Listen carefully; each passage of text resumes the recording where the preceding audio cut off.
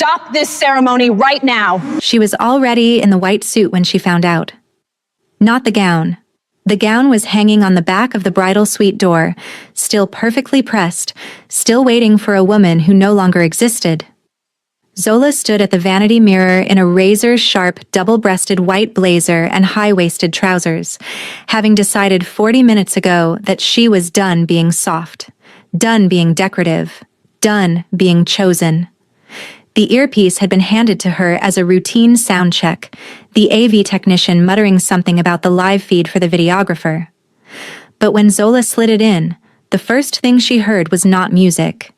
It was not Evander rehearsing his vows. It was the sound of her maid of honor laughing in the room directly above her, followed by Evander's voice, low and greedy and unmistakably his. 3 more hours. That's all I need. We get through the ceremony. The trust fund unlocks by midnight, and I clear the whole ledger with the Koreans. Then I'm free. And Zola? Calliope asked. Zola is a business problem I solve today and dissolve in a year. The room didn't spin. Zola's hands didn't shake. The betrayal didn't arrive as grief. It arrived as absolute crystalline clarity. Like the moment a surgeon finally sees exactly where to cut. She looked at the AV technician. He was young, nervous, holding a tablet like a shield. I need you to reroute this audio feed to the chapel's main speaker system, she said. Her voice was calm in the way that a courtroom is calm right before a verdict. All speakers, maximum volume. Do it now, and I will tip you enough to cover next semester's tuition. He did it in 45 seconds. 300 guests rose to their feet when the chapel doors opened. They expected a bride in white lace, trembling and radiant, flowers in her hands and tears in her eyes. What they got was Zola Adeyemi Cross walking down the aisle like she owned the building, the city, and every soul in it.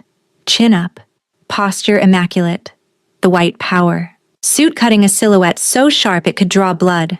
She held no bouquet. She held a microphone. She could see the confusion spreading through the pews like water through a crack. She could see Evander at the altar, handsome, polished, completely unsuspecting, his smile still in place, still performing the role of devoted groom for the cameras. She could see Calliope frozen in the maid of honor position, face pale as primer. And she could see, in the very last row of the chapel, half shrouded in shadow, utterly still, watching her the way a predator watches something it has not yet decided to pursue, a man she did not recognize. He was devastatingly well-dressed, all dark tailored suit and an unbuttoned white collar that exposed the edge of something dark and intricate creeping up his neck. Ink that looked less like decoration and more like a warning written in a language most people weren't meant to read. His cheekbones were carved, his jaw was set, his expression was the kind of total, undisturbed stillness that didn't come from peace. It came from power. The kind of man who never needed to raise his voice because the room always went quiet when he entered it. Zola filed him away in the back of her mind and kept walking. She reached the altar. She stopped. She looked at Evander for a long, unhurried moment, the way you look at something you once loved before you put it down permanently. Then she raised the microphone. Before this officiant says a single word, Zola said, her voice amplified through every speaker in the chapel, smooth and devastatingly composed. I think you all deserve to hear what the groom told my maid of honor 40 minutes ago. Since his microphone is still live, I had the feed connected to the main speakers. You'll want to pay close attention. The recording played. Evander's voice filled the chapel like a verdict. Every syllable, every laugh, every calculated mercenary word. The silence that followed was absolute. Zola turned, to face 300 people. She smiled, not the warm, grateful smile she had practiced in the mirror. Something far more dangerous. Evander, she said, we're done. But I still need a husband today. My father's trust requires a marriage certificate signed before midnight. So I'm going to do something a little unconventional.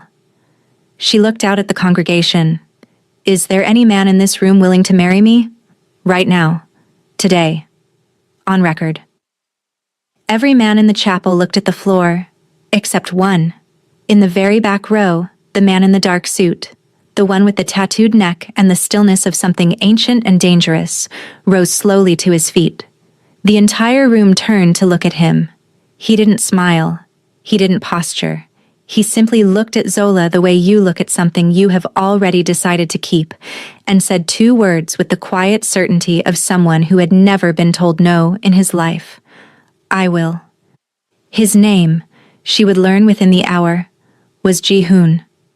And the reason he had been sitting in the back of her wedding was that Evander owed him $4 million. Subscribe to see how this unfolds, and comment where you're watching from. I will love to say hello to you, just to know how far our story is going. The recording lasted 41 seconds.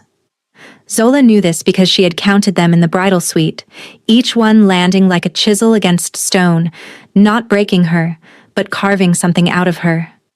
Something that had no name yet. Something that stood with perfect posture and held a microphone, and did not apologize for the wreckage it was about to make. The chapel's speakers were excellent. Whoever had designed this room had designed it for God's voice to carry. Today they carried Evander's. Every syllable, every calculated laugh, every syllable of a business problem I dissolve in a year. To the farthest pew, the highest balcony, the ears of his mother sitting in the front row, with her hat and her pearls and her expression collapsing in real time. Zola watched his face. Evander was not a man who lost control easily. He was smooth in the way that things coated in oil are smooth. Frictionless, hard to grasp, easy to underestimate. But there was a half second, somewhere between the word ledger and the word free, where the mask simply stopped working, where his eyes went from performing a wedding to registering a catastrophe, and the gap between those 2 expressions was so vast and so sudden that the people watching him up close would describe it later as though they'd watched a building begin to fall. 300 people did not breathe. Zola let the silence sit. She had earned every second of it. Evander, she said, her voice carrying with the same effortless amplification as the recording. You are released from the engagement, from the ceremony, and from any future access to my father's estate. The lawyers will handle the rest. Someone in the 3rd pew started crying. Zola didn't. Look to see who? She was already turning. But since I still need a husband today, she said to the full congregation and let that land before continuing. And since my father's trust requires a marriage certificate signed before midnight, I'm going to ask this room a straightforward question. The silence changed quality. It became something with weight. Is there any man in this room willing to marry me? Right now. Legally. On record. 400 eyes went to the floor, except 1 pair. In the very last row, half swallowed by the shadow of the stone archway, the man in the dark suit stood. He did it without performance. No dramatic rise. No theatrical pause. He simply unfolded himself from the pew with the deliberateness of a man who had already made this decision well before the question was asked, and he looked at Zola across the full length of that flower-draped, breath-held room. I will. 2 words, absolute as a door closing. Evander found his voice from somewhere, near the altar, cracked, urgent, stripped of every layer of polish. Wait. You don't know who that is? Zola, listen to me. She didn't. His name was Ji-hoon Kwan. She learned this the way she learned everything about him for the first 11 days. In pieces, each one revealing a corner of a picture so large she had to keep adjusting her sense of how far back to stand. The efficient, pale, sweating in the particular way of a man whose seminary training had genuinely not covered this scenario, asked for the name while filling out the marriage license at the altar table. Ji-hoon crossed the chapel in the manner of someone walking through a space that belonged to him and had simply not been told yet, and he signed the document without reading it first. She noticed that. The not reading. It meant he had already calculated every clause. Evander tried twice. The first time, he grabbed Zola's arm just above the elbow. His fingers pressed too hard, fear converting itself into physical force he could no longer calibrate. "You have no idea what you're doing," he said, his voice pitching in a way she had never heard before. Tight. Cornered. "You have no idea who he is." Ji-hoon set down the pen. He turned. He looked at Evander with the patient clinical attention of a man identifying something very small in a very large room, and he said, "Remove your hand from my wife." Here's what she didn't know about Korean syndicate hierarchies then. The word wife, in that context, was not an endearment. It was a property designation. It was a line drawn in the air of the chapel that every person present understood. At a frequency below conscious thought, meant, this person is under my authority now, and touching her is touching me, and you already know what happens to people who touch me. Evander released her arm. The second attempt was quieter. He moved toward the altar table, some half-formed plan involving the unsigned certificate, and then stopped. Ji-hoon's two associates had appeared at the doors with the seamless efficiency of men trained to materialize exactly when needed. Evander looked at them. Something in his chest visibly deflated. Zola signed the certificate. Ji-hoon signed it. The officiant's hand trembled slightly as he dated it and pressed his seal. 300 people watched in the stunned silence of those witnessing something they would spend the rest of their lives struggling to accurately describe. Outside, there was a Maybach. Black. The kind of clean that suggested it had never once sat in ordinary traffic. The driver held the rear door with the practiced stillness of someone for whom waiting was not an inconvenience, but a professional discipline. Zola got in. The door closed behind her. Dense, vault-thick, the sound of the outside world being engineered away. Ji-hoon sat beside her, one arm resting along the window ledge. Posture entirely undisturbed, as though marrying a stranger at her ex-fiancé's ruined wedding was simply a Tuesday for him. The city began sliding past the tinted windows. "Who are you?" she asked. A pause. Not the pause of a man deciding whether to answer, the pause of a man deciding how much of the answer to give. "The person Evander owes $4 million, he said, "and now, your husband." She told herself she was not afraid. She was not. But she was something adjacent to it. Something that felt like standing at the edge of a very high place and looking down not with terror, but with the specific, full-body awareness of exactly how far there was to fall. She had expected something aggressive. Men who controlled cities tended to live in spaces that announced it. All marble and sharp lighting and rooms designed to make visitors feel small. Zola had braced for that, had built her posture against it in the back of the Maybach, vertebra by vertebra. The compound did not cooperate. It was in the northern hills behind 3 authorization gates and a camera system she counted. Automatically, she had always cataloged exits, a habit her father had called useful and her ex-fiancé had called exhausting. But the house itself was architecturally severe in its restraint. Enormous? Yes. Fortified in ways that only revealed themselves on second examination.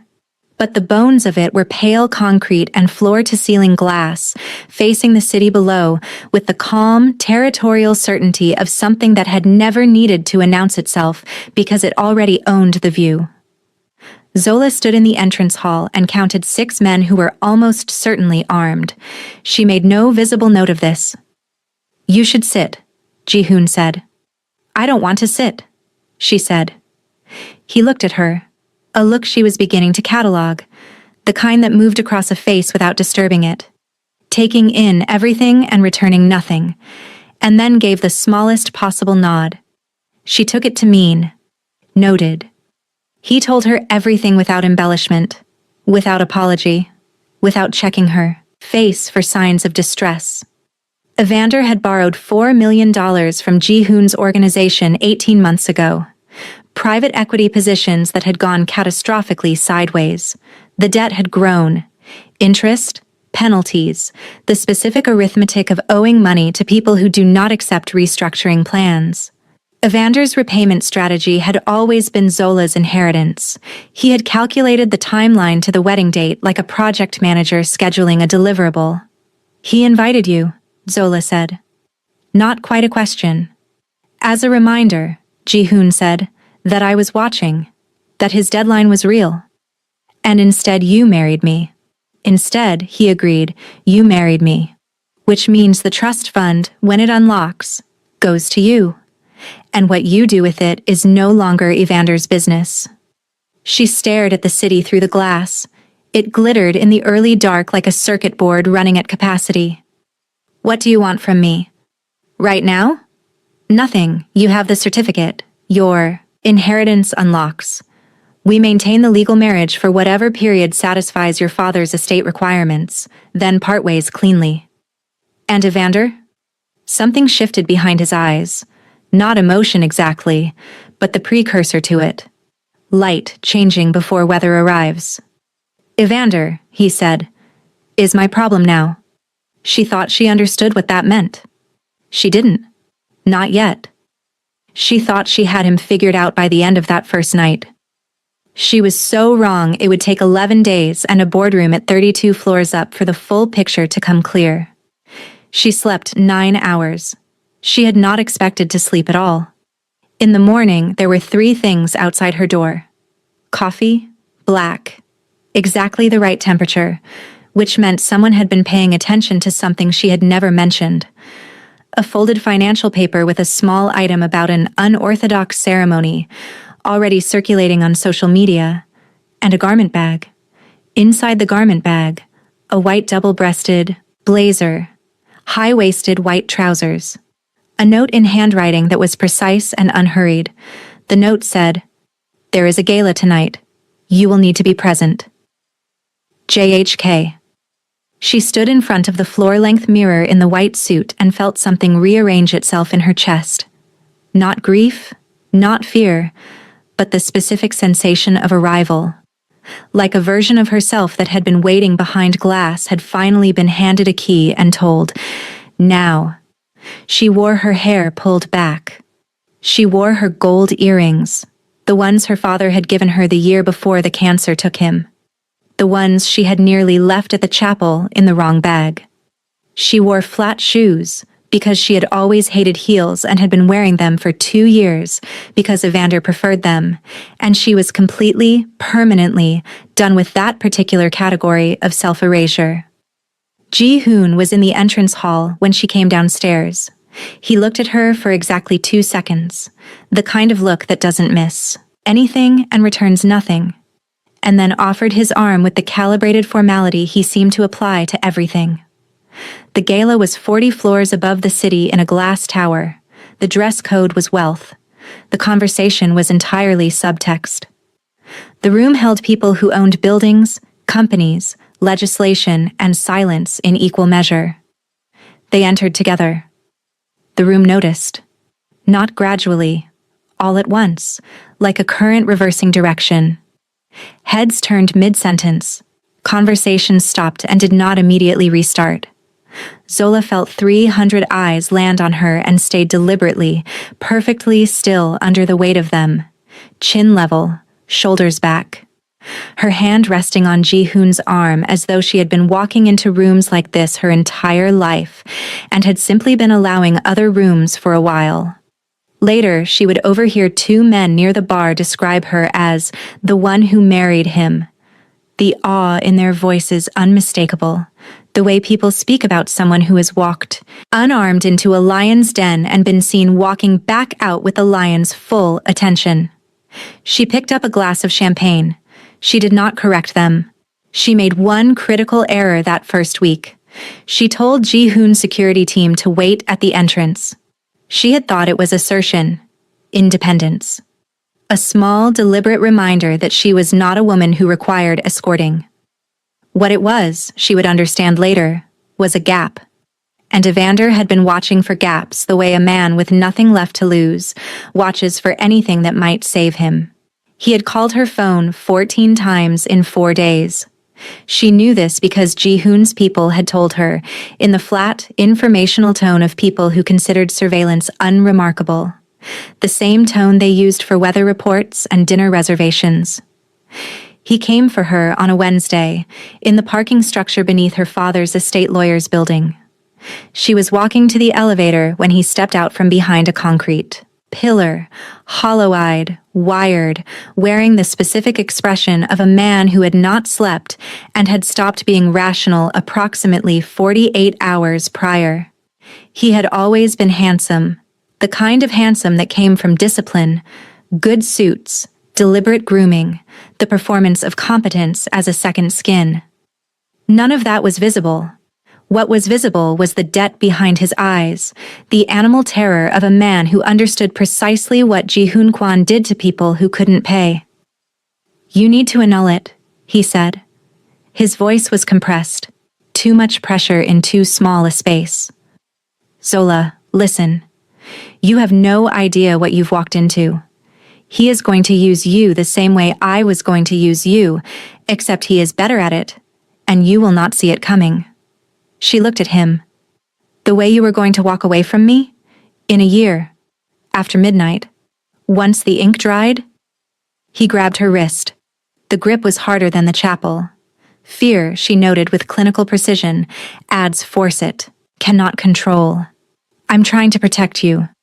Evander." The voice came from behind him. It was not loud. It didn't need to be.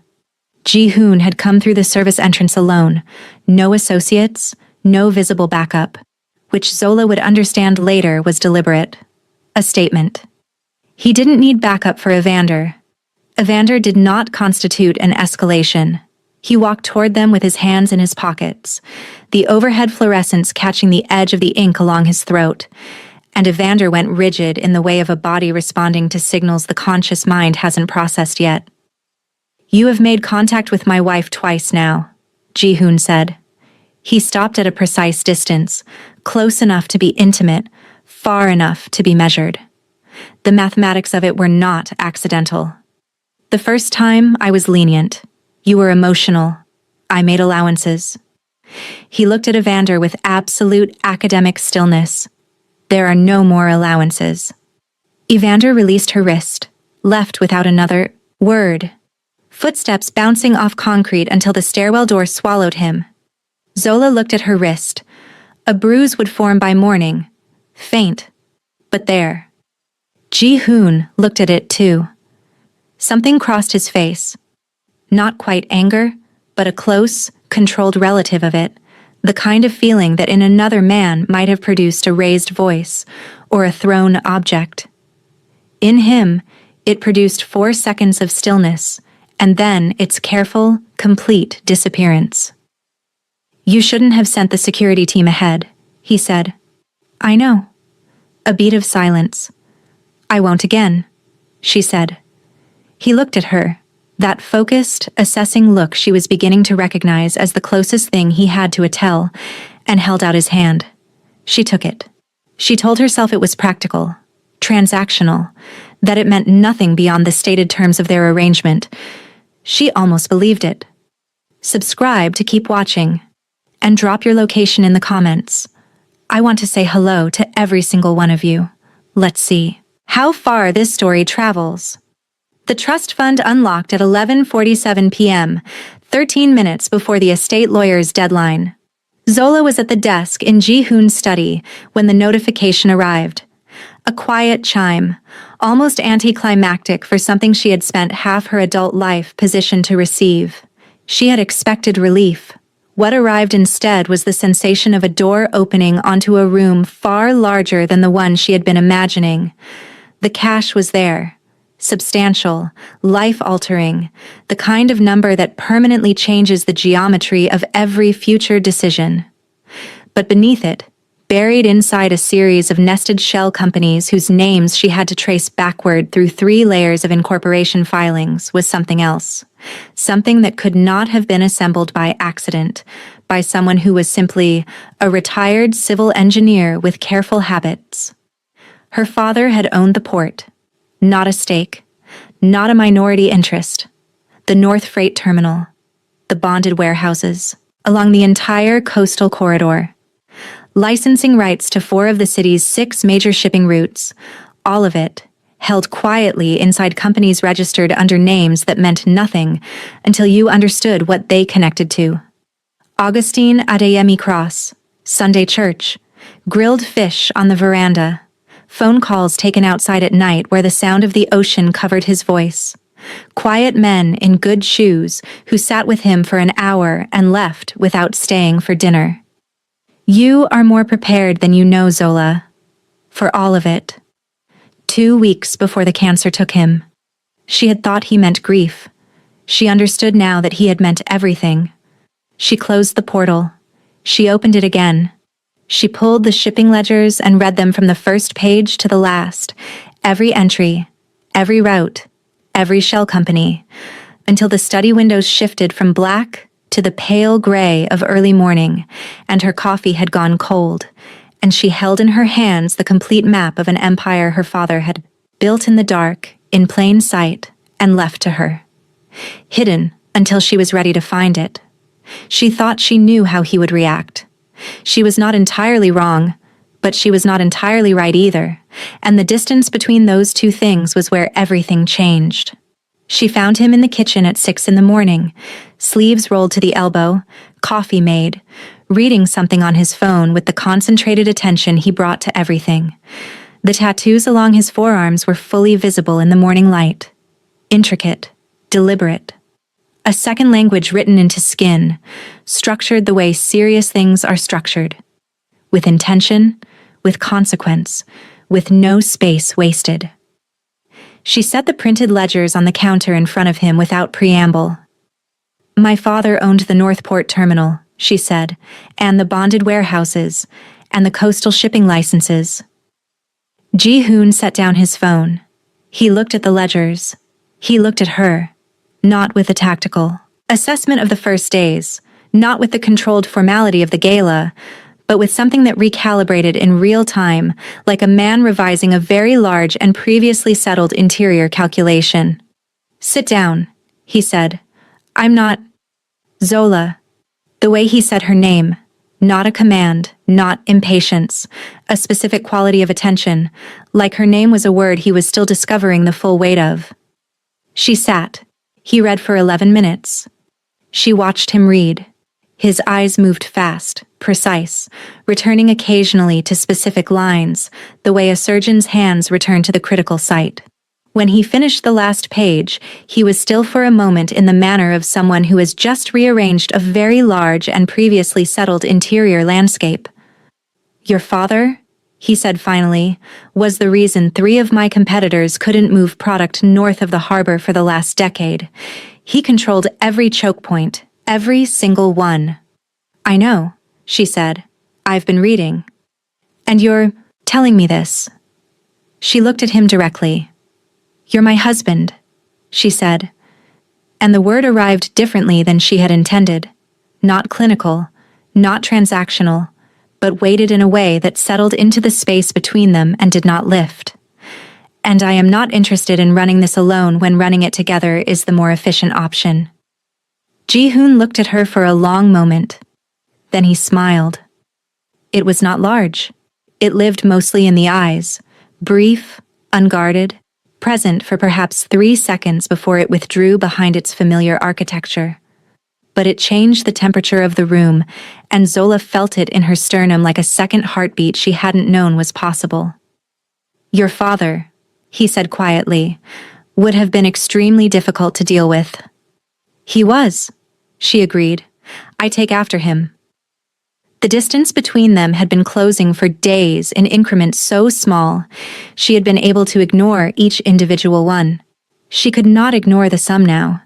Ji-hoon reached across the counter to turn a ledger page, pointing to a specific entry, and his hand was close enough to hers that the warmth of it was entirely, undeniably present. She did not move away. Neither did he. By the time they surfaced from the ledgers 3 hours later, something had been formalized.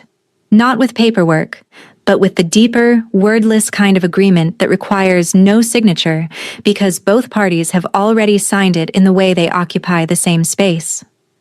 Evander found his allies the way desperate men always do, frantically, without discrimination, grabbing whatever floated within reach. The Vasquez faction had been trying to break into the northern shipping corridor for 4 years. They had been blocked, consistently, invisibly, by infrastructure they didn't know existed, controlled by a man they had never been able to identify. When Evander came to them with information about the trust fund, the port assets, the woman who had just legally inherited the city's most strategic logistical choke points, they did not need convincing. They needed a plan. Ji-hoon's intelligence came on a Thursday. He read it at the dining table, and when he looked up, something in his expression had sharpened into the specific forward-leaning attention that Zola had learned preceded action. Evander has gone to the Vasquez group. They're planning a legal challenge on the port licenses, fabricated documentation substantial enough to occupy the courts for 18 months, long enough to install their own operators and make the ownership question moot. Zola was quiet for a moment. How long do we have? 10 days. Maybe 12. Then we give them what they think they want. He looked at her. We look exposed, she said. The port transfer appears incomplete. The licenses are in dispute. The marriage is visibly fracturing. We give Evander something that looks exactly like leverage, so he brings them to a table. A specific table, in a specific room, on a date of our choosing. A silence. The city pressed against the glass. You want to set a trap. I want to end this, she said, cleanly, completely, so that Evander is never again a variable in any equation that involves my life. Ji-hoon studied her with that total familiar attention, the kind she had long since stopped flinching from. Then, all right. They spent the next week being precisely strategically vulnerable. Ji-hoon's lawyers filed a motion that appeared to dispute the port transfer. Zola was photographed twice entering her estate attorney's building alone, expression arranged in the specific register of someone managing a private crisis. A carefully calibrated rumor moved through Evander's circles. The marriage was fracturing. Zola was reconsidering. The window was reopening. Evander, who had always believed what he needed to believe when the alternative was too frightening, believed it. He called a meeting. Downtown boardroom. Neutral ground, he thought. He asked for Zola to come alone. She confirmed she would be there. She did not come alone. The room Evander had chosen was on the 32nd floor of a building he had selected specifically because it was not Ji-hoon's territory. He was wrong about that, but he would not know it until it was too late to matter. He had arranged 6 people around the table, 2 Vasquez lawyers, a financial consultant whose function was legitimacy by association, and 3 men positioned to ensure the room felt like a conclusion rather than a negotiation. Zola arrived at exactly the agreed time. She wore the white suit. She set a single item on the mahogany table, a black leather portfolio closed, thick, and sat at the head with the settled, unhurried authority of a woman who had been sitting at the heads of tables her entire life and was only now, finally, letting the room see it. Evander looked at the empty doorway behind her. He allowed himself a visible, fractional exhale of relief. "Thank you for coming," he said, and the magnanimity in his voice was so thin it was nearly transparent. "I know this isn't easy, but I think you'll find what we're proposing is the cleanest outcome for everyone." "Evander," Zola said pleasantly, "do you know what a debt assignment is?" A small pause. "It's a legal instrument," she continued, opening the portfolio, "by which one party purchases the outstanding debt of another and becomes the new creditor. The debtor's obligations remain identical. Only the name at the top of the ledger changes." She slid a document across the table. He looked at it, then looked again, more carefully, the color leaving his face in a slow and thorough tide. "1 week ago, I purchased your debt from my husband's organization, all $4 million, plus accrued penalties. Filed and registered the following morning." She tapped the document, "which means you don't owe Ji-hoon Kwan anything anymore." Evander exhaled, a fractional, premature relief. "You owe me." The exhale stopped. Mahogany doors opened. Ji-hoon entered without urgency, flanked by two men who moved to the room's exits with the practiced efficiency of people who had rehearsed this particular choreography. He did not sit. He came to stand slightly behind and to the right of Zola's chair, not beside her as an equal, not in front of her as a shield, but behind her, in the specific posture of a man indicating without any ambiguity whatsoever who the room belonged to. The Vasquez lawyers were already on their phones. The financial consultant had achieved a quality of stillness that suggested he was sincerely reconsidering his career. The port licenses are fully transferred and registered, Zola continued, her voice carrying the same pleasant, unhurried tone. Your filing is based on documentation that no longer reflects legal reality. Your challenge will be dismissed within 72 hours. The assets are mine, the marriage is legal, and Evander. She looked at him directly. You are $4 million in debt to me. Personally. She slid a second document across the table. The repayment terms are not cash. He didn't pick it up. You'll work, she said simply. For as long as it takes, at whatever rate my lawyers determine is fair, performing whatever work my organization requires. You are, as you once told my maid of honor, a business problem. And I have found you a use. The silence in the room was total. Evander looked at Ji-hoon. Ji-hoon looked back with the patient, absolute stillness of a man who had already moved past this moment internally and was simply waiting for reality to arrive. There was nothing left to say. Every exit had been closed before Evander entered the building. He picked up the pen. He signed. Scene 10. The boardroom. After the rain. Evander was escorted out by Ji-hoon's men with the brisk, impersonal efficiency of people removing furniture. The Vasquez lawyers left without speaking. The consultant left without making eye contact. Within 4 minutes, the room held only 2 people, and the particular quality of silence that follows the resolution of something large and long in arriving. Zola closed the portfolio. She straightened the documents, 2 precise movements, and set the pen parallel to the table's edge. Then she sat back in her chair and breathed. Not strategically, not through calculation, just breathed. She had not done that. Not fully, in 11 days. Ji-hoon had not moved from the position behind her chair. She became aware of this the way you become aware of warmth when you have been cold for a long time, not all at once, but in accumulating increments that arrive, finally, as a single undeniable fact. She tilted her head back to look up at him. He was looking down at her with an expression she had no existing category for. Not the tactical assessment of the first days, not the recalibration over the ledgers, not the controlled proximity of the parking structure, something that had dropped all of its architecture, something that was simply him. Looking at her, with none of the careful distance he maintained between himself and everything that mattered. You bought the debt before we set the trap, he said. Not an accusation, a realization arriving in real time. 3 days before, she confirmed. You didn't tell me. I needed to know I could do it without you, she said, before I chose to do it with you. He moved. The movement was so entirely outside the register of everything she had observed from him that she went still, not from fear, but from the instinct that some moments require complete attention. He came around the chair and crouched in front of her, bringing his eyes level with hers, close enough that she could see the fine detail of the ink at his throat, the specific, undefended quality in his expression that she understood instinctively had not been offered to many people. Perhaps never in a boardroom. Perhaps never at all. He took both her hands. I have run this city for 9 years by being the most dangerous person in every room, he said.